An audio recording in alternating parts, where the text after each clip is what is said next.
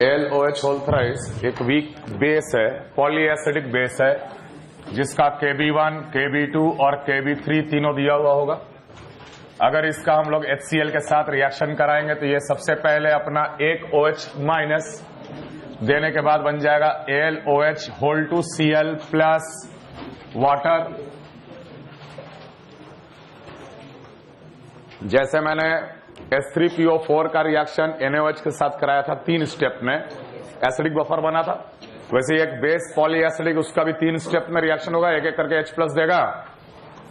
Same way LOH का whole two Cl will react with HCl again to form. अब इसका second OH निकला तो क्या बन जाएगा, ये LOH Cl2 plus of water, और उसके बाद ये LOH Cl2 plus of HCl will react to form AlCl3 plus of water. Now, अगर इन दोनों को एक साथ लिया जाए, तो क्या बन जाएगा, बेसिक बफर, दोनों में एक OH का अंतर। ये तो वही चीज हो गया जैसे हम लोग NH4Cl को लेते थे और NH4OH को लेते थे, बेसिक बफर बनता था। इस बेस का ही तो ये सॉल्ट है, वीक बेस का ही तो सॉल्ट है, तो ये वीक बेस का ये सॉल्ट हो गया। अगर इन दोनों को एक साथ अगर लिया जाएगा तो ये क्या बन जाएगा, बेसिक बफर। और उस केस में हम लोग इक्वेशन कौन सा इस्तेमाल करेंगे, POH will be equal to PKB plus log to the base 10 LOH का whole two Cl divided by LOH का होल थ्राइस। KB किसका, इस बेस का। ये कौन से स्टेप में अपना OH माइनस देता है, पहला, तो यहां पर हम लोग क्या लिखेंगे, PKB1। सिमिलरली अगर ये दोनों को ले लिया जाए एक साथ तो ये बेस हो गया और ये बेस का ये सॉल्ट हो गया। समझ में आ रहा है, salt upon base, again POH will be equal to PKB plus log to the base 10 LOH Cl2 divided by concentration of LOH whole to, clear. इस बेस का KB ये कौन से स्टेप में अपना OH माइनस देगा, सेकेंड स्टेप में, therefore PKB2 इस्तेमाल करेंगे। एंड सिमिलरली ये दोनों अगर एक साथ आए तो हम लोग लिखेंगे POH will be equal to PKB3 plus log to the base 10 LOH Cl2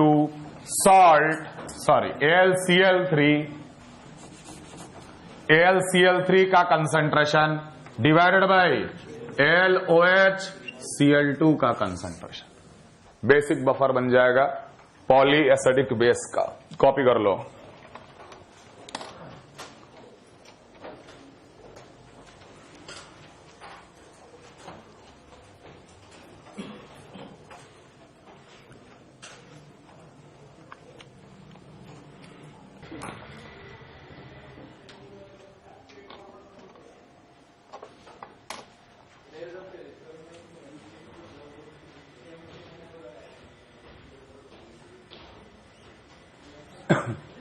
okay,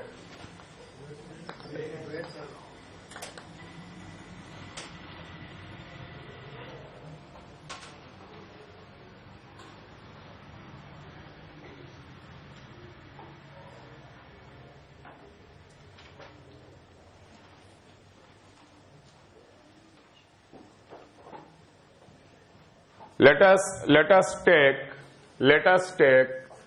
HCN, which is a weak acid, plus CH3COONA salt. Is it a buffer? क्या ये बफर है? क्या वीक एसिड और सॉल्ट का लेना buffer होता है? उस वीक एसिड का ही अपना सॉल्ट होना चाहिए।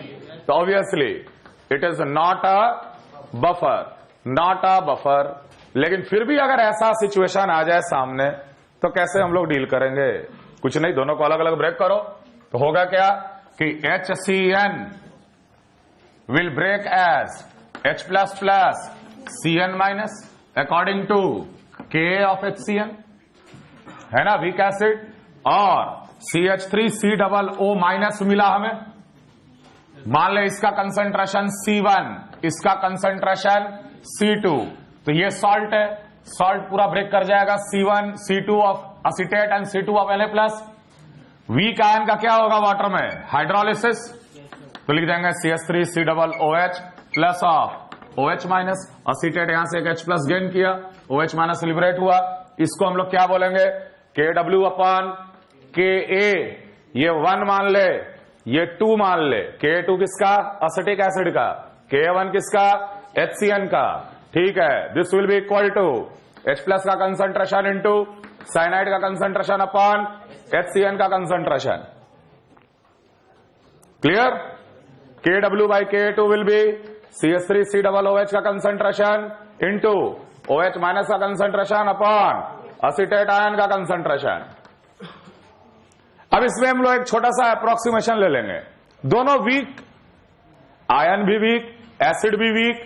यहां पे अगर हम लिखे C1 minus x giving X and X, यहां लिखे C2 minus Y giving Y and Y, है कि नहीं? हाइड्रोलिसिस भी बहुत नेग्लिजिबल फिनोमिनल है। वीक एसिड का डिसोसिएशन भी वीक फिनोमिनल है। हम थोड़ी देर के लिए असम्पशन ये ले लेंगे कि ये दोनों इक्विलिब्रियम पे बराबर। लेट, एक बार याद है सोडियम बाइकार्बोनेट का हम एग्जांपल कराए थे। बाइकार्बोनेट, सोडियम बाइकार्बोनेट दिए थे और बोले थे वेरियस का कंसंट्रेशन बताओ, और वहां प्रूव भी किए थे कि देख दोनों का कंसंट्रेशन बराबर है। हम यहां पे अप्रोक्सीमेशन ले लेंगे कि let this two are equal, no problem, divide कर दे दोनों को। Second upon first will give KW upon K1 K2, that will be equal to second acetic acid का कंसंट्रेशन इक्विलिब्रियम पे कितना जो भी है रहने दो, इनटू OH माइनस का कंसंट्रेशन डिवाइडेड बाय असीटेट। तो असीटेट तो नियरली C2 ही रह जाएगा ना। असीटेट तो C2 माइनस एक्स, क्या X तो नेग्लिजिबल है, C2 minus X will remain as C2 divided by this HCN गया ऊपर, और HCN का कंसंट्रेशन कितना? C1 ही रह जाएगा, क्योंकि यहां पे C1 minus X will be nearly C1, क्योंकि X और Y को हम नेग्लिजिबल मान के चल रहे। HCN का कंसंट्रेशन ऊपर डिवाइडेड बाय H प्लस का concentration divided bye CN minus का कंसंट्रेशन। हम लोगों ने क्या असम्पशन लिया? साइनाइड और असेटिक एसिड दोनों बराबर, दोनों को काट दिए। H प्लस OH माइनस को क्या लिखा जा सकता है? KW by H plus. तो ये बन जाएगा KW upon KW C1 upon H plus का square into C2 is equal to KW upon K1 K2, KW काट दिए, H प्लस का कंसंट्रेशन क्या आ जाएगा? Under root of C1 into K1 K2 divided by C2। इस तरीके से H प्लस निकालेंगे और उसका फिर pH बता देंगे। ऐसा सिचुएशन नॉर्मली आपके सामने नहीं आएगा, लेकिन अगर आया तो हम लोग इस तरीके से अप्रोक्सीमेशन लेके सवाल को आगे बढ़ा देते हैं। ये बफर नहीं है, नॉर्मल ट्रीटमेंट।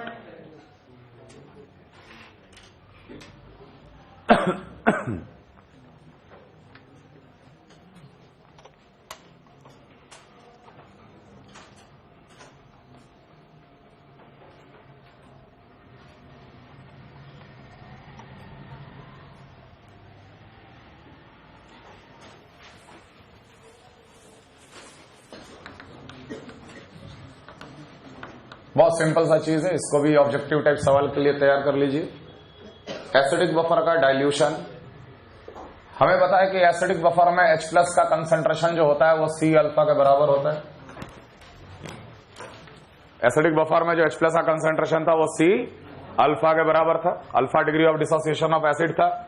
हमें पता है कि हम लोग जब भी डाइल्यूट करते हैं on dilution C decreases drastically but alpha increases very slowly. जब हम लोग किसी चीज को डाइल्यूट करते वीक एसिड या वीक बेस को, तो C मोलारिटी बहुत जल्दी जल्दी फॉल होता है, लेकिन डिग्री ऑफ डिसोसिएशन बहुत स्लोली आगे बढ़ता है। तो नेट हम लोग क्या बोल सकते हैं? C alpha will decrease, that means H plus concentration will decrease, H plus concentration will decrease, it implies pH will सवाल पूछ सकता है कि अगर एसिडिक बफर को डाइल्यूट किया जाएगा तो क्या फर्क पड़ेगा पीएच पे? PH will always increase in the acidic buffer. pH will always increase in the acidic buffer.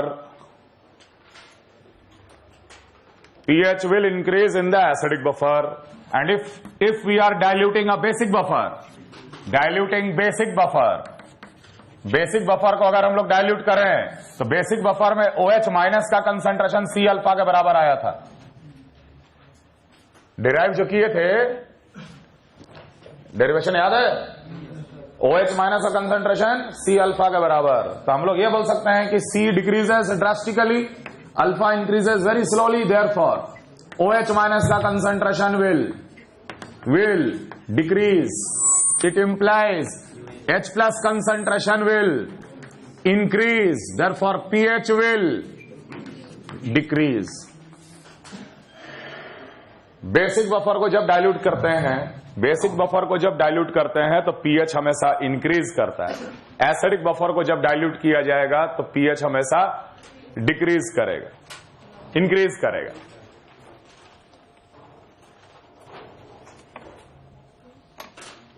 सवाल लिखिए.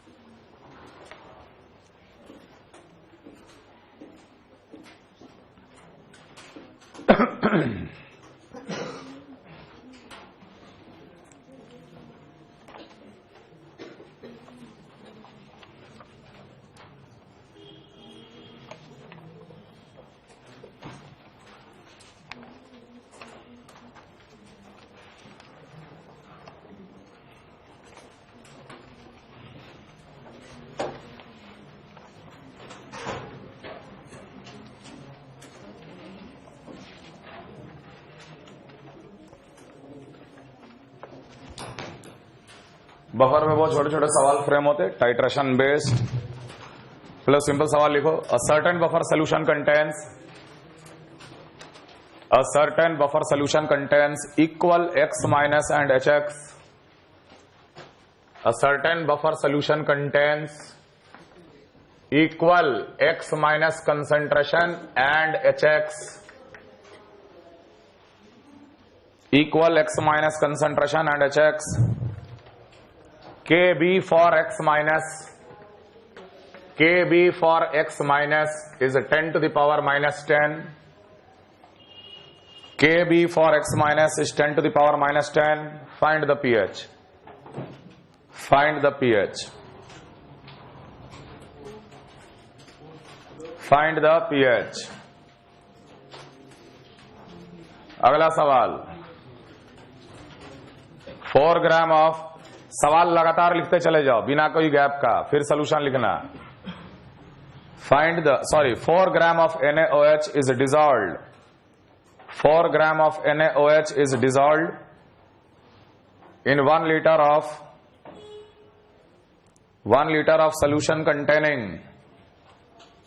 4 gram of NaOH is dissolved in 1 liter of solution containing 1 mole of acetic acid, 1 mole of acetic acid and 1 mole of sodium acetate, 1 mole of acetic acid and 1 mole of sodium acetate.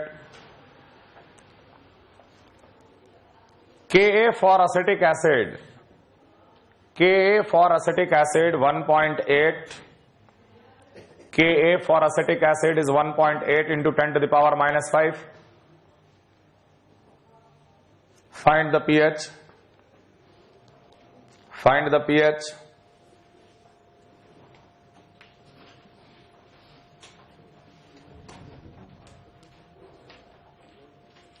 अगला सवाल. Find the pH of a 2 liter solution. Find the pH of a 2 liter solution. Find the pH of a 2 liter solution which is 0.1 molar each of, which is 0.1 molar in each of acetic acid CH3COOH and barium acetate CH3COO whole twice Ba. Barium acetate CH3COO का whole twice Ba.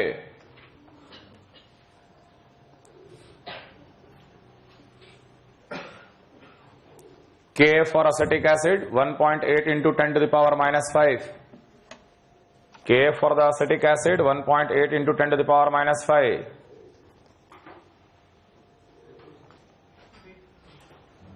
Ka for the acetic acid 1.8 into 10 to the power minus 5. अगला सवाल,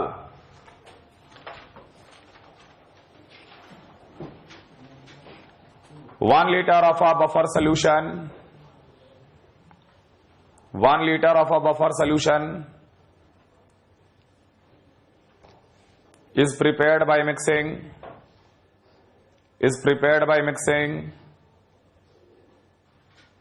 1 mole of HCOOH, 1 mole of HCOOH and 1 mole of sodium formate HCOONA. Ka का value, Ka formic acid का 10 to the power minus 4. Ka फिर से 1 liter of a buffer solution is prepared by mixing 1 mole of formic acid and 1 mole of HCOONA sodium format. ठीक है, buffer ही है. Ka का value 10 to the power minus 4. Ka का value 10 to the power minus 4. पहला bit find the pH. पहला bit find the pH. दूसरा bit find the pH if 1/3 mole of HCl is added.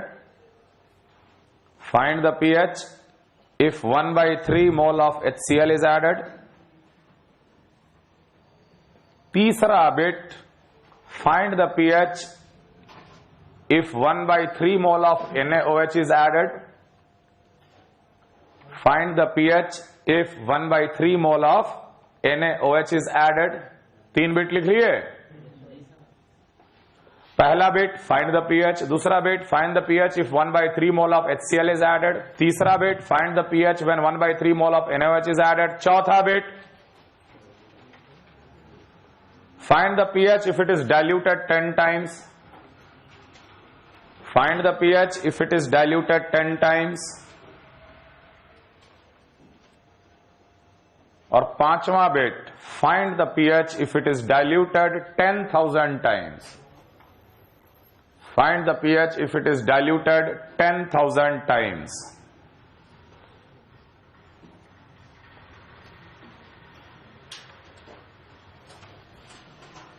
Solve करो फटाफट.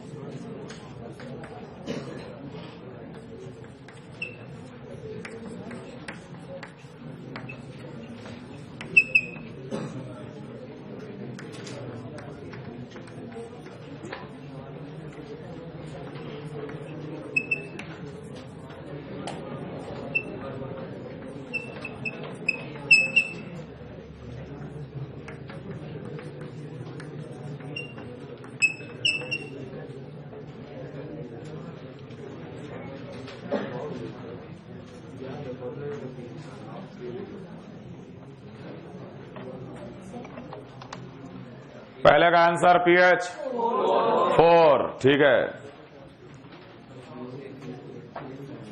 एक buffer में x minus और HX दोनों बराबर हैं, तो ऑब्वियस सी बात है कि pH जो होगा वो pKa के बराबर होगा. लॉग वाला टर्म 0 हो जाएगा. दोनों बराबर है, log 1 0. क्लियर. के भी दे रखा है एक्स माइनस का, और हमें चाहिए के एच एक्स का। तो एक्स माइनस और एच एक्स आपस में कॉन्जुगेट हैं, और अगर कॉन्जुगेट है तो के इंटू के भी के डब्ल्यू के बराबर होगा ही होगा। तो अगर के भी दे रखा है एक्स माइनस का, तो के निकल जाएगा एच एक्स का, वो आ जाएगा 10⁻⁻14 के डब्ल्यू डिवाइडेड बाई के बी। आ गया ये 10⁻⁻4, तो पी के का वैल्यू कितना आ जाएगा 4, that will be equal to P H. Answer. अगला सवाल, 4 grams of NaOH was dissolved in 1 liter of a solution containing 1 mole of acetic acid, 1 mole of sodium acetate. NaOH किसके साथ रिएक्ट करेगा? अगला सवाल क्वेश्चन नंबर 2 में acetic acid दे रखा है 1 मोल और सोडियम एसीटेट दे रखा है 1 मोल, और इसमें हम लोग मिला दिए। शुरू में पीएच कितना होगा? शुरू में जब NaOH नहीं मिला है तो पीएच कितना होगा? 4.74, क्योंकि pKa of acetic acid minus log to the base 10 1.8 into 10⁻⁵ 4.74 के बराबर होता है। तो जब NaOH नहीं डाले थे तो पीएच कितना था? 4.74। NaOH जैसे ही मिलाएंगे कौन रिएक्ट करेगा? सॉल्ट की acid. Acid will react with the base, तो CH3COOH plus NaOH, it will react to form CH3COONA plus water. ये 1 मोल था, 4 ग्राम NaOH अगर मिलाए 4/40 कितना मोल मिला है? 0.1। लिमिटिंग रिएजेंट माइनस ऑफ 0.1, ये 0.1। अब सॉल्ट कितना हो गया? 1.1, और एसिड कितना हो गया? 0.9।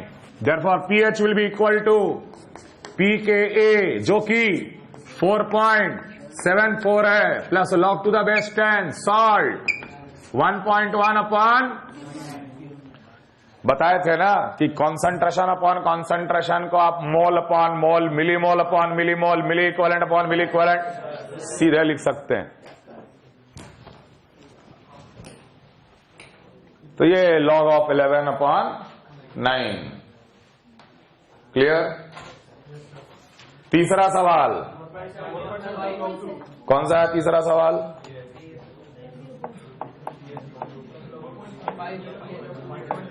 तो बता, तीसरा कौन सा है?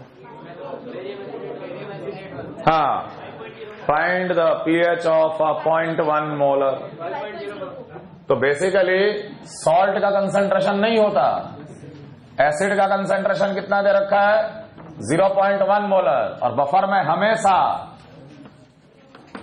X माइनस का कंसंट्रेशन चाहिए होता है। भले ही सॉल्ट का कंसंट्रेशन 0.1 मोलर लिया गया है, लेकिन बेरियम एसीटेट वो ब्रेक करेगा तो 1 मोल Ba2 प्लस और 2 मोल्स ऑफ एसीटेट आयन। तो 0.1 मोलर बेरियम एसीटेट कितना देगा? 0.2 मोलर ऑफ एसीटेट, और इसको इस्तेमाल करेंगे पीएच के इक्वेशन में। PH will be equal to pKa plus log to the base 10 salt 0.2 by acid 0.1 log 2 0.3 5.04।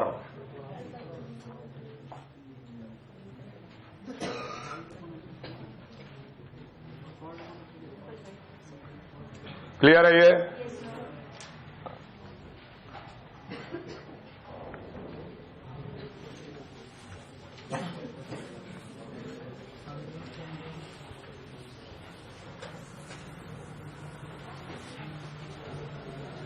Next, वो 5 बिट वाला सवाल है क्या? 1 मोल फॉर्मिक एसिड और 1 mole sodium formate. 1 litre mixture था जिसमें 1 मोल फॉर्मिक एसिड था और 1 मोल HCOONA था। K का वैल्यू दे रखा है 10⁻⁻4। पहला बिट बोल रहा फाइंड द पीएच, तो pH will be equal to pKa plus log, ये तो बफर ही है। जब तक सॉल्ट और एसिड है तब तक बफर है। pH will be equal to pKa plus log salt upon acid, salt upon acid 1 है, log 1 0। pH will be equal to pKa, और pKa का वैल्यू कितना आएगा? 4। आंसर। सेकेंड बिट, जब 1/3 मोल हम लोग HCl मिला दिए तब pH कितना होगा? तो HCl आएगा तो किसके साथ रिएक्ट करेगा? सॉल्ट के साथ. This plus HCl will form for HCOOH, HCOONA plus of HCl, HCOOH plus of NaCl. 1 mole 1/3 मोल, ये बन जाएगा 1 - 1/3 और ये बना 1/3. टोटल एसिड हो जाएगा 1 + 1/3, दैट इज 4/3 और ये बन जाएगा 2/3. pH will be equal to pKa 4 plus log to the base 10 सॉल्ट कितना 2/3 और एसिड कितना 1 + 1/3 which is 4/3. 1/2 - 0.3 that is pH will be 3. Second bit का आंसर pH will be 3.7. सबको समझ में आ रहा है? बफर के सवाल टफ नहीं होते, एक ही तो इक्वेशन है इसमें. हाँ, कंसेप्ट बिल्कुल क्लियर होना चाहिए. वही 1/3 मोल अगर NaOH डाल देते तो 4 + 0.3 हो जाता, 4.3 हो जाता. समझ में आ रहा है? तीसरा bit 1/3 mole of NaOH is added, तो HCOOH will react with NaOH to form HCOONA plus of water.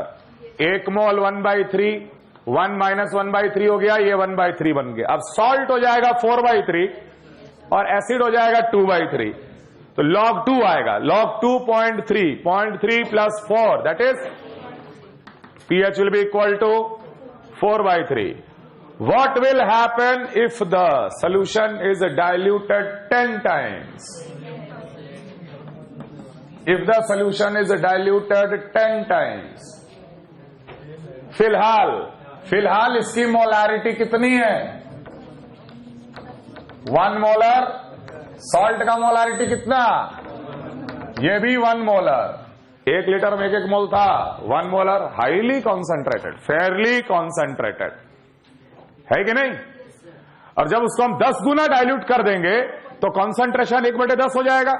तो उनका कॉन्सेंट्रेशन क्या हो जाएगा? 0.1. और हम कहां तक लिमिट बताएं आपको? फेयरली कॉन्सेंट्रेटेड का लिमिट कहां तक दिए? 10⁻⁻1 से लेकर 10⁻². अगर हम 10 गुना डाइल्यूट करेंगे इस बफर को तो बफर का प्रॉपर्टी अभी भी बरकरार रहेगा. वही इक्वेशन यूज करेंगे और अभी भी pH जो आएगा वो pKa के बराबर आएगा, 4 ही आएगा. लॉजिक समझ में आया? 10 गुना डाइल्यूट किए तो अभी भी 0.1 रहेगा दोनों, और 0.1 is fairly concentrated. It will remain buffer. Henderson equation इस्तेमाल करेंगे, लॉग वाला टर्म 0 होगा. pH = pKa अभी भी आएगा, दैट इज pH = 4. लेकिन फर्क तब पड़ जाएगा जब 10,000 गुना उसे हम लोग डाइल्यूट कर दिए. तो अगर 10,000 गुना अगर डाइल्यूट कर दिए तो एसिड का कंसंट्रेशन हो जाएगा 10⁻⁻4 मोलर. पहले 1 मोलर, 10,000 गुना डाइल्यूट तो 1/10,000. अब सॉल्ट का कंसंट्रेशन कितना हो जाएगा? 10⁻⁻4. समझ में आ रहा? क्या ये अभी फेयरली कंसंट्रेटेड? No sir. तो Henderson equation is not valid. याद कर जरा डेरिवेशन. HA ब्रेक करता था H+ और A- में. हम लोग लिखते थे C या ऐसे लिख देते थे C-X giving X at X, और A- पहले से ही प्रेजेंट है A मोलर. सॉल्ट पहले से ही प्रेजेंट था A मोलर. तो K किसके बराबर लिखते थे? A + X × X divided by C-X. फिर हम लोग बोलते थे कि A और C फेयरली कंसंट्रेटेड है. यहां से भी X हटाते थे, यहां से भी X हटाते थे, और फिर X निकाले, मिल गया H+. ऐसे होता है डेरिवेशन हेंडरसन इक्वेशन का.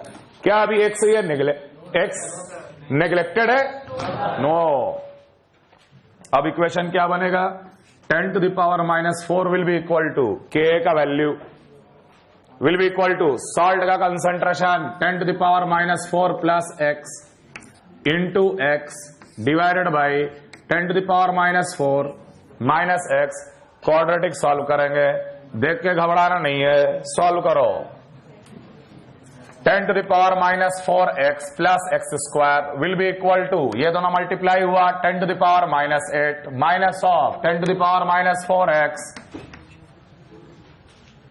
अल्टीमेटली x स्क्वायर, ये इधर आकर जुड़ा तो क्या बन जाएगा, 2 into 10 to the power minus 4x minus 10 to the power minus 8 is equal to 0. So x will be equal to minus b plus minus under root b square 4 into 10 to the power minus 8 minus 4ac plus 4 into 10 to the power minus 8. ठीक है, divided by 2, 4 4 8, 2 root 2 रहने दो, minus 2 into 10 to the power minus 4 plus minus 2 root 2 बाहर निकाल, 2 root 2 into 10 to the power minus 4 divided by 2, 2 2 cut गया, 1.414 minus 1, 0.414, therefore it will become 0.414 into 10 to the power minus 4. ये निकला H plus, क्योंकि X जो था वो H plus concentration था. Clear? Minus log to the base 10, 4 minus log of root 2, that is pH. नहीं, log of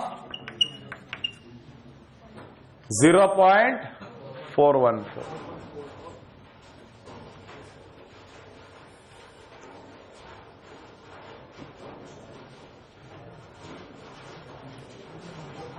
कुछ गलत कर रहे क्या? सही है ना बेटा, ये तो 4 से ज्यादा ही आएगा ना. log 0.414 तो नेगेटिव क्वांटिटी होगा. pH 4 से ज्यादा आया. Dilution of acidic buffer always increases the pH. Clear है? Dilution of acidic buffer always increases the pH.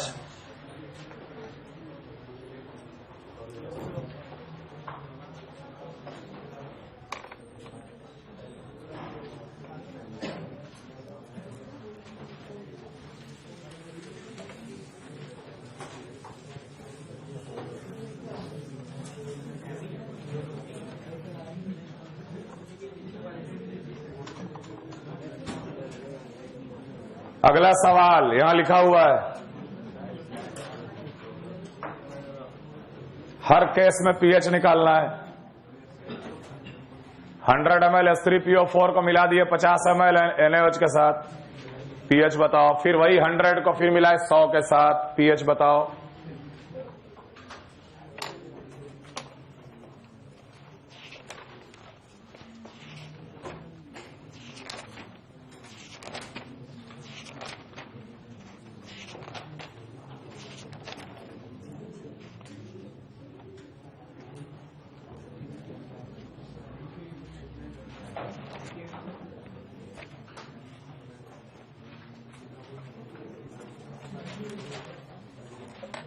Answer बताना है.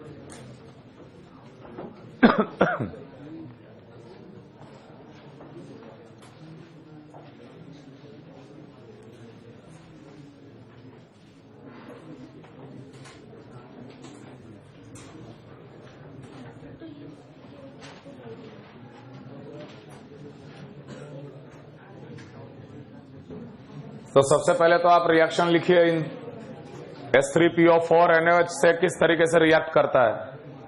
क्या एक ही स्टेप में रिएक्शन हो जाता? 3 स्टेप में रिएक्शन होता है। इसके 3 एंड पॉइंट्स होते हैं। H3PO4 NaOH के साथ पहला स्टेप में बनाएगा NaH2PO4 प्लस ऑफ वाटर, एक एक करके H प्लस देगा। पहला H प्लस निकला, NaH2PO4 बना। फिर ये NaH2PO4 NaOH के साथ रिएक्ट करके बनाएगा Na2HPO4 प्लस ऑफ वाटर, और उसके बाद लास्ट स्टेप में Na2HPO4 NaOH के साथ रिएक्ट करके बनाएगा Na3PO4 प्लस ऑफ वाटर। अब आपको डिसाइड करना है कि रिएक्शन कौन से एंड पॉइंट पे रुकेगा, और उस वक्त आपको पीएच बताना है। पहला बिट, कितने मिलीमोल? 10 लिया गया 5 के साथ। अगर ये 10 ले लिए और ये 5 ले लिए, लिमिटिंग रिएजेंट 5। समझ में आ रहा है? तो होगा क्या, ये 0 हो जाएगा, ये 5 बच जाएगा, ये 5 बन जाएगा। बीकर में क्या बचा है? बीकर में क्या बचा है? H3PO4 और उसका अपना salt. It is acidic buffer. Acidic buffer जिसमें दोनों एसिड और सॉल्ट का कॉन्सेंट्रेशन या मोल बराबर है। लॉग वाला टर्म तो 0 हो गया। PH will be equal to pKa, लेकिन कौन सा के? कौन सा के? पहला बिट का आंसर है pH is equal to pK1। Clear? Clear? फिर से अगेन 10 तो मिला ही रहे H3PO4। अब NaOH मिला दिए 10, 100 इंटू 0.1, 10 और 10 अगर मिला दे, लिमिटिंग रिएजेंट कोई नहीं, पूरा खत्म। और ये बीकर में बचा है 10। अब बीकर में किस टाइप का इलेक्ट्रोलाइट बचा है? It is acid salt of strong base. It is acid salt of strong base. इसका पीएच क्या होगा? pK1 plus pK2/2। लेकिन हम लोग चेक करते हैं कौन सा स्टेप में बनता है। दिख ही रहा, पहला स्टेप में बनता है। कौन सा स्टेप में H प्लस देता? दूसरा स्टेप में H प्लस देता। यहां पे पीएच क्या लिख देंगे? pK1 plus whole divided by 2। Similarly वही 10 में अगर हम लोग अब 15 ले लें, 10 के साथ अगर 15 ले लिया गया मिलीमोल, तो 10 और 10 तो आपस में रिएक्ट कर जाएगा। ये 10 बन जाएगा, 10 बन गया और ये 5 बच गया। फिर ये 5 इसके साथ रिएक्ट कर जाएगा, 5 0। फिर से ये कैसा बन गया? ये बना एसिडिक बफर। एसिडिक बफर बना है जिसमें सॉल्ट और एसिड का कंसंट्रेशन सेम है। लॉग का टर्म खत्म। pH is equal to pKa। लेकिन K किसका? H2PO4 माइनस कौन से स्टेप में H प्लस देता है? सेकेंड। इसलिए तीसरे बिट का आंसर हो जाएगा pH is equal to pK2।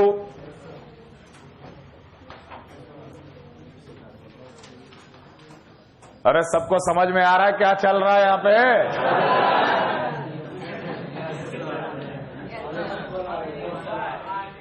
फिर 10 मिलीमोल को मिलाए 20 मिलीमोल के साथ। 10 को मिलाया गया 20 के साथ। 10 के साथ रिएक्ट करके ये 10 बना दिए और इसका 10 बच गया। मतलब अब ये भी दोनों क्या हो जाएंगे? 0 0। सॉल्ट सिर्फ बचा है बीकर में। Again it is acid salt of strong base. PH होगा pK1 प्लस pK2/2। लेकिन ये कौन से स्टेप में बनता है? सेकेंड। कौन से स्टेप में H प्लस देता? Third. Therefore here the answer will be pH will be equal to pK2 plus pK3 whole divided by 2।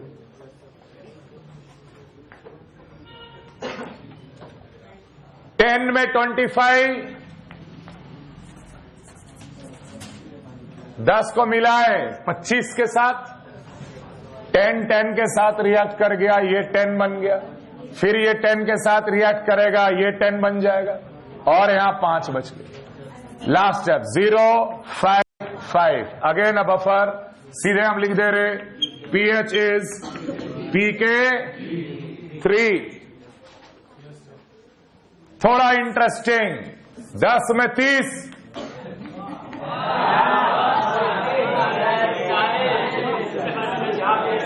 30 10 में 30 मिलाने से कितना होगा? 40। Very good. pH कितना लिखे? एक मिनट, अगर हम लोग 10 में 30 मिला दिए, आप समझ सकते हो कि लास्ट में ये दोनों 10 और 10 बचेगा। 10 और 10 कंप्लीट रिएक्ट करके ये 10 बन गए। अब बीकर में किस टाइप का सॉल्ट है? It is a salt of strong base and weak acid. ये एसिड सॉल्ट नहीं है ना, लेकिन हाँ पॉलीवैलेंट आयन वाला सॉल्ट है। क्लियर? तो बेसिक इक्वेशन क्या है इसका?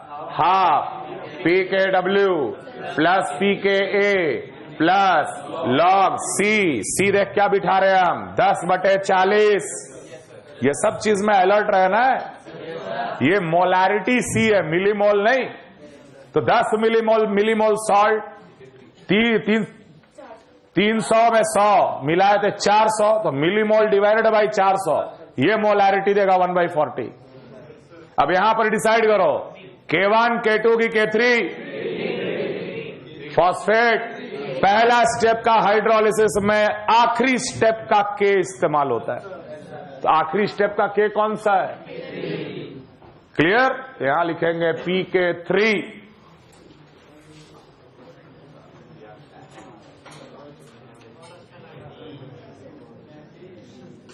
350। तो आपको ये समझ में आ रहा है कि 10 यहां 15 बचेगा, है ना? तो 10 रिएक्ट करके ये 10 बना लेगा और 5 मिलीमोल NaOH बच जाएगा। तो बीकर में अब ये दोनों बचे हैं। जब सॉल्ट और स्ट्रॉन्ग स्पीशीज हो तो सॉल्ट को भूल जाया जाता है। We never consider hydrolysis in front of any other strong species. Seriously मानेंगे बीकर में 5 मिलीमोल NaOH है। कॉन्सेंट्रेशन NaOH का कितना? 350 में 100 मिलाए थे 450। C हो जाएगा 5/450, 1/90। यही C किसका कंसेंट्रेशन है? NaOH का। यही कंसेंट्रेशन हो जाएगा OH माइनस का। POH निकालेंगे, उसके बाद pH 14 minus POH will give you the pH। सवाल क्लियर है? क्लियर? आखिरी दो, इसके बाद हम लोग स्टार्ट करेंगे सॉल्युबिलिटी प्रोडक्ट।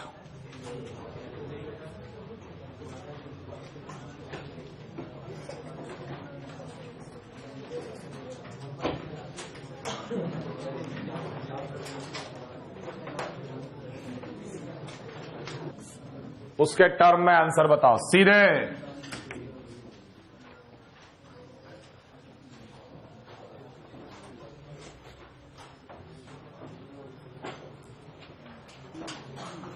किस टाइप का मिक्सचर है पहला वाला? क्या ये बफर है पहला वाला? नो सर, बफर नहीं है तो क्या है? तो तुरंत बोलो, दोनों में रिएक्शन हो जाएगा। पहला स्टेप का दूसरा स्टेप सॉल्ट के साथ लिया गया है, तो कार्बोनेट का तो एनीवे टेंडेंसी है यहां से H+ निकालने का। जैसे ये कार्बोनेट H+ निकाला बन जाएगा HCO3, और इसको भी तो कन्वर्ट कर देगा HCO3। तो अल्टीमेटली ये दोनों में रिएक्शन होकर बन जाएगा 0.1 मोलर NaHCO3। तो effectively H2CO3 plus Na2CO3 is nothing but NaHCO3, acid salt of strong base. H2CO3 diprotic है, K3 तो होता नहीं है। pH will be equal to pK1 plus pK2/2। अगले में बता pH। H3PO3 H3PO4 का K1 K2 K3 मान ले दे रखा है सवाल में। pH बताना है। क्या ये बफर है? क्या ये बफर है? No sir. तो इन दोनों में भी रिएक्शन होगा सर। 0.1 मोलर क्या देगा? Phosphate ion. यहां से अगर एक H+ निकाला तो क्या बना लेगा? HPO4 फॉस्फेट अगर H+ निकाला यहां से तो HPO4 और इसको भी कन्वर्ट कर देगा HPO4। यस और नो? ये दोनों आपस में रिएक्ट करके बन जाएगा Na2HPO4। इसका पीएच क्या होता है? Acid salt of strong base. कौन से स्टेप में बनता? सेकेंड। कौन से स्टेप में H+ देता? Third. pK2+, pK3 yes sir. कौन सा? ये दोनों का रिएक्शन कितना मिलेगा? मिलेगा तो यही, ये। अब ये कितना मिलेगा नॉट इंपॉर्टेंट, सी पे तो डिपेंडेंट ही नहीं है। अगर इच्छा करे तो रिएक्शन लिख, बैलेंस कर और निकाल ले, कोई दिक्कत नहीं है। वी कैन फाइंड आउट, है ना? क्लियर?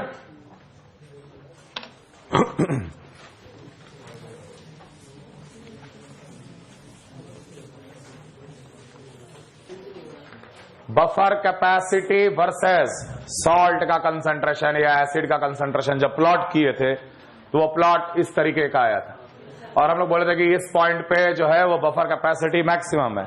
कौन से कंटेनर का बफर कैपेसिटी मैक्सिमम होता है? जहां सॉल्ट और एसिड बराबर हो या सॉल्ट और बेस बराबर हो, और उस मैक्सिमम बफर कैपेसिटी वाला का पीएच जो होगा वो pKa के बराबर होगा। बेसिक बफर होगा तो pOH जो होगा वो pKb के बराबर होगा। लेकिन हम लोग इस रेंज को मानते हैं इफेक्टिव बफर। ये तो सबसे बढ़िया बफर जिसका बफर कैपेसिटी मैक्सिमम है, लेकिन अगल बगल भी तो ऐसे बफर है जिनका buffer capacity is relatively higher. So what is effective buffer? Effective buffer हम लोग किसे मानते हैं? जिसका पीएच जो होता है वो pKa+1 से लेकर pKa-1 तक लाई करे। pKa+1 से लेकर pKa-1 तक, मतलब कि सॉल्ट का कंसंट्रेशन अपॉन एसिड का concentration should be greater than और इक्वल टू 1/10, लेस देन और इक्वल टू 10।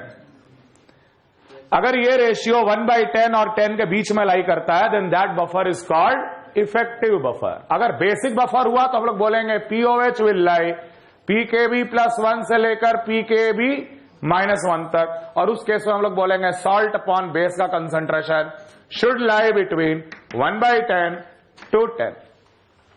नोट कर लो, what is a effective buffer? Effective buffer is that buffer whose concentration ratio lies between 1/10 and 10, that is called effective buffer, और उसका buffer capacity भी relatively high होता है।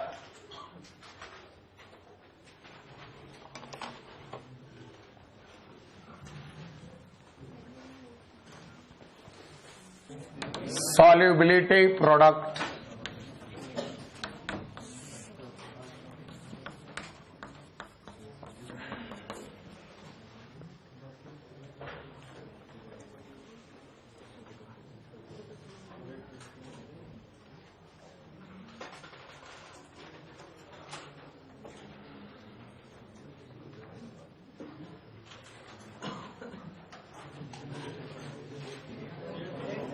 solubility product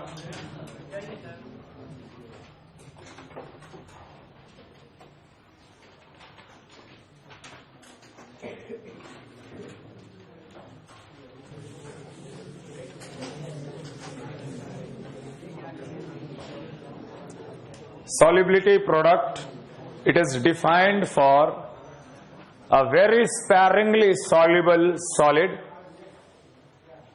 It is defined for a very sparingly soluble solid, very sparingly soluble solid. It is calculated by taking the solid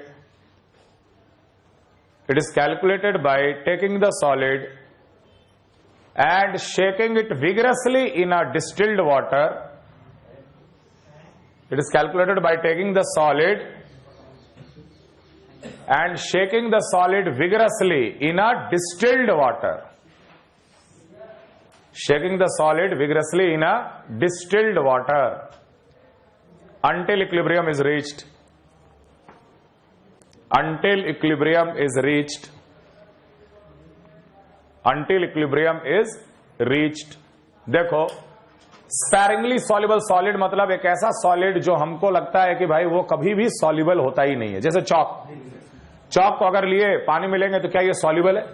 no sir, practically बिल्कुल सही बात है कि ये सॉल्युबल नहीं है, लेकिन फिर भी ये चौक कैल्शियम कार्बोनेट का कुछ पार्ट Ca2+ में और कार्बोनेट आयन में जाता है, और वो पार्ट बहुत ही नेग्लिजिबल होता है। हो सकता है 10⁻⁻10 मोलारिटी हो कैल्शियम 2+ का, हो सकता है 10⁻⁻10 मोलारिटी हो कार्बोनेट आयन का, फिर भी कोई भी इनसॉल्युबल सॉलिड या precipitate also gets dissolved to some extent, and that extent is highly negligible।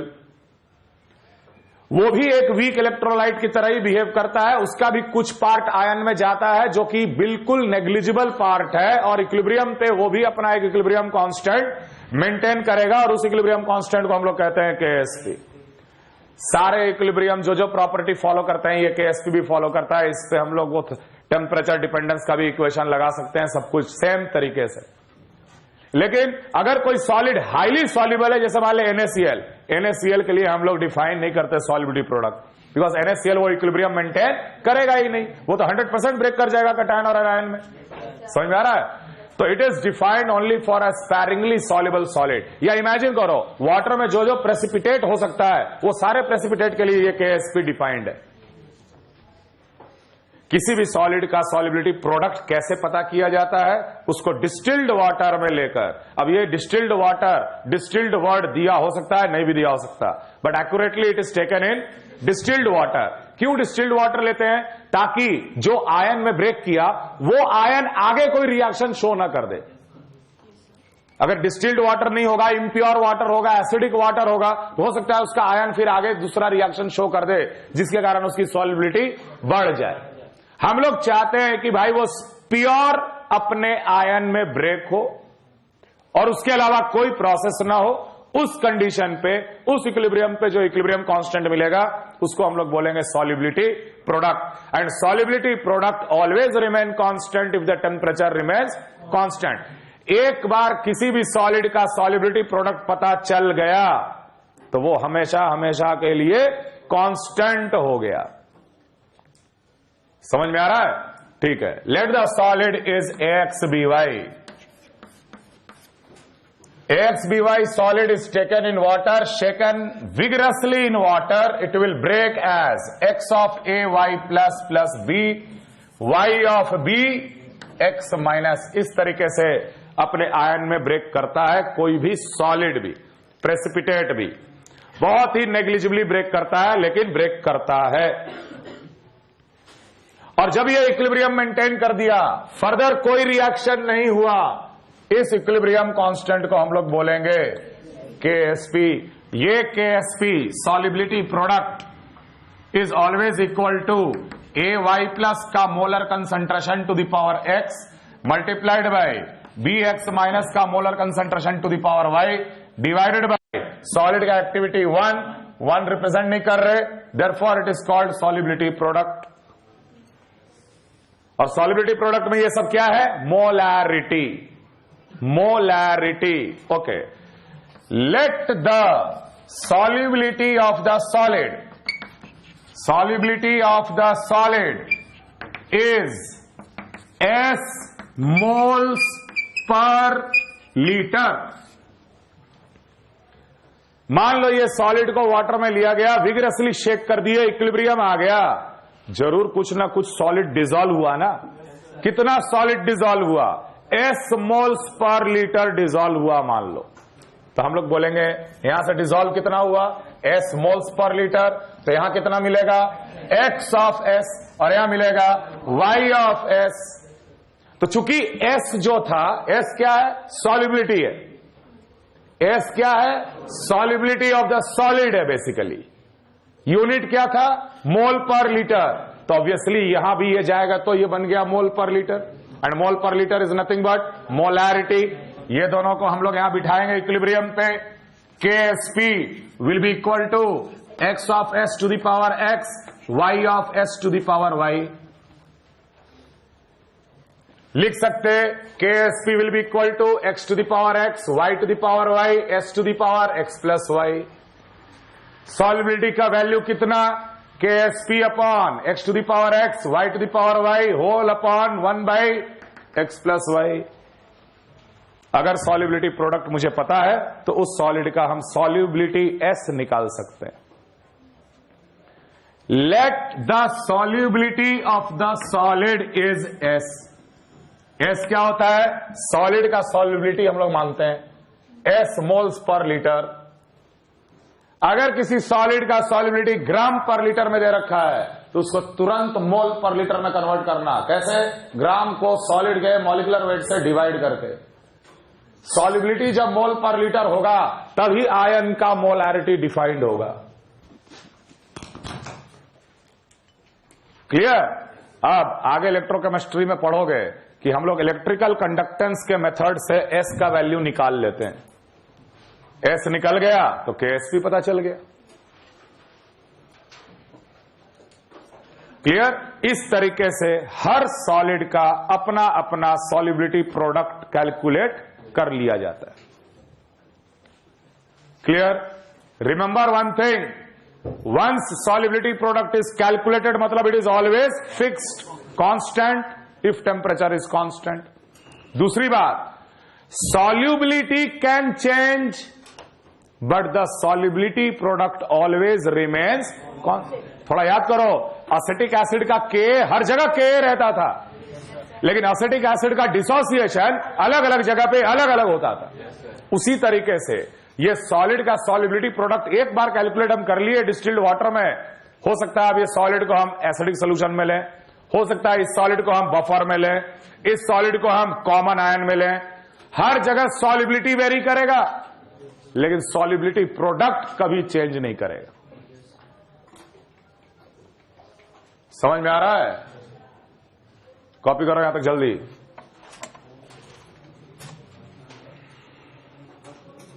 समझ में आ रहा? जैसे मान हम बोले कैल्शियम फॉस्फेट Ca3PO4 का whole twice solid taken in water, it will break into 3Ca2 plus 2PO4 3 minus, let the solubility is S, we will write here 3S 2S KSP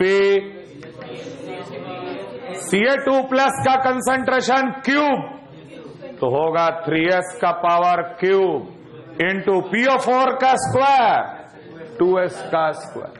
तो ये सब चीज करने में थोड़ा अलर्ट रहना। क्लियर है? पहला टाइप का सवाल, सॉल्युबिलिटी दिया है, सॉल्युबिलिटी प्रोडक्ट बताओ, या सॉल्युबिलिटी प्रोडक्ट दिया है, सॉल्युबिलिटी बताओ। 4 सॉलिड दे दिया, 4 सॉलिड दे दिया, उनके सॉल्युबिलिटी प्रोडक्ट भी दे दिए गए। कौन ज्यादा सॉल्युबल, कौन कम सॉल्युबल? समझ में आ रहा है? जैसे मान लो एक सॉलिड ये दे दिया और एक सॉलिड दे दिया barium sulphate. Barium sulphate break किया, Ba2 प्लस SO4 2 माइनस, इसका KSP किसके बराबर होगा?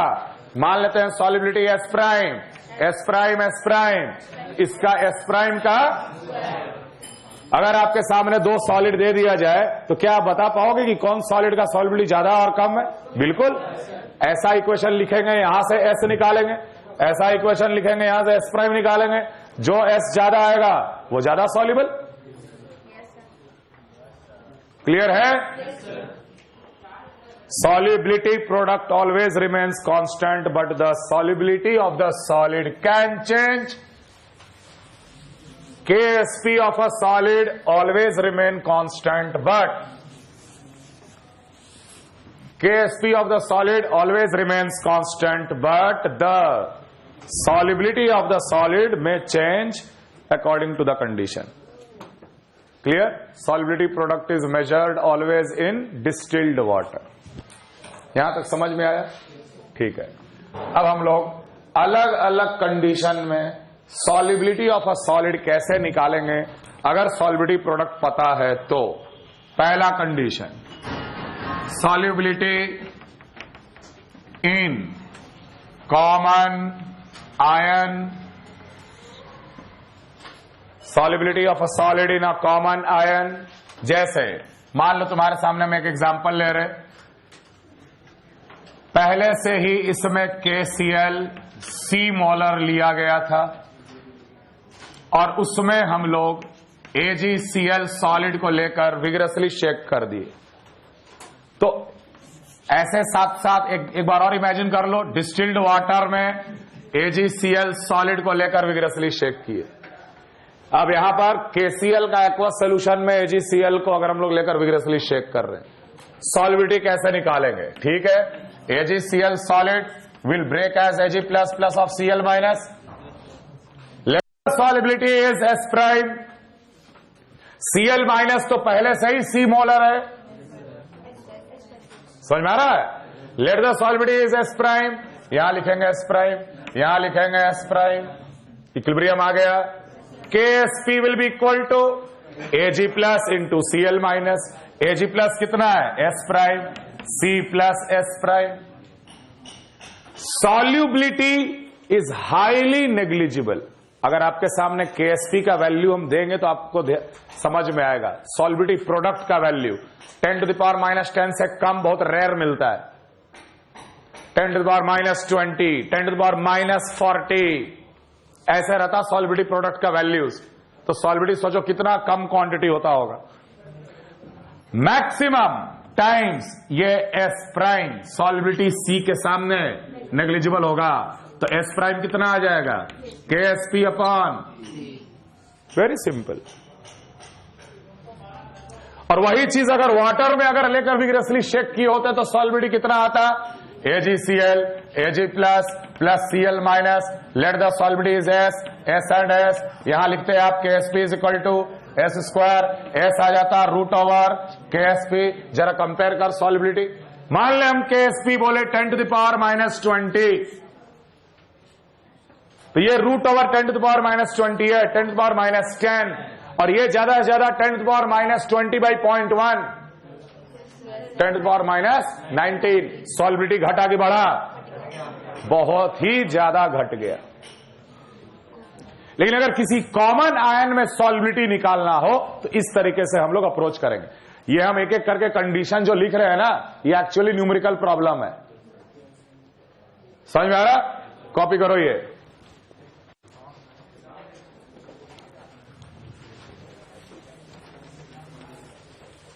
अगर कोई सॉलिड में हाइड्रोक्साइड आयन अगर कोई कॉमन आयन हो, या सॉलिड में H प्लस आयन अगर कोई कॉमन आयन हो, तभी कोई फर्क पड़ेगा? तुम ऐसे सोचो कि बफर है, ठीक है, उसमें AgCl को मिला के विगरसली शेक करेंगे तो क्या फर्क पड़ेगा? प्योर वाटर में विगरसली शेक कर या बफर में शेक कर, क्या फर्क पड़ता है? AgCl, क्योंकि ना तो Ag प्लस का H प्लस और OH माइनस से कोई रिलेशन है, और ना ही Cl माइनस का कोई H प्लस और OH माइनस का कोई रिलेशन है। समझ में आ रहा? तो ऐसे बफर में सॉल्युबिलिटी किसको फर्क लाता है? हाइड्रोक्साइड्स को। जैसे मान लो MOH होल ट्वाइस सॉलिड, ये कोई मेटल का हाइड्रोक्साइड है। हम जानबूझ के यहां पे नाम नहीं ले रहे जिंक या लेड, क्योंकि जिंक एम्फोटेरिक होता है, उसका कंडीशन अलग से पढ़ेंगे। लेकिन मान लो एक ऐसा हाइड्रोक्साइड है जो कि एम्फोटेरिक नहीं है, सॉलिड प्रेसिपिटेट MOH का whole twice solid, let it is taken in a buffer of pH is equal to 4, 4-5 जो भी मान ले, pH 5 है, ये बफर है मान ले। Let it is taken in a buffer of pH 5 and it is shaken vigorously. What will be the solubility? तरीका देख सॉल्व करने का। MOH का whole twice solid, no doubt यहां भी ब्रेक करेगा, M2 प्लस में और 2OH माइनस में। इसका KSP हमें पता है पहले से ही। Let the solubility is S। हमेशा सॉल्युबिलिटी किसके रेस्पेक्ट में होता है? सॉलिड के रेस्पेक्ट में होता है। सॉल्युबिलिटी का यूनिट क्या होता है? S मोल्स पर लीटर होता है ना? यहां क्या मिलेगा? S।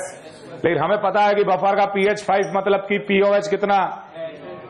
POH 9। pH फिक्स्ड तो POH भी फिक्स्ड।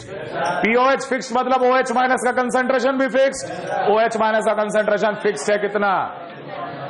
अब गलती से भी इसमें S को मत जोड़ देना, या 2s को मत जोड़ देना कि यहां से आया s, यहां लिखे s प्लस 2s, गलत। छोटा का बात नहीं है, वो बफर एडजस्ट कर लेगा और pH को 5 मेंटेन करेगा हर हाल में। ये तो सॉलिड है, HCl आ जाता तब भी pH 5 होता। समझ में आ रहा है? यहां पर कोई चीज जोड़ने का जरूरत नहीं है। Buffer will maintain the POH या OH minus concentration 10⁹, simply S into M2 plus का कंसंट्रेशन इंटू OH माइनस का concentration square 10⁻18, that will be equal to KSP। Solve करके सीधे S निकाल लेंगे। तो बफर के pH या POH में कोई प्लस या माइनस नहीं करना, क्योंकि buffer always adjust to maintain the constant H plus या कांस्टेंट OH माइनस।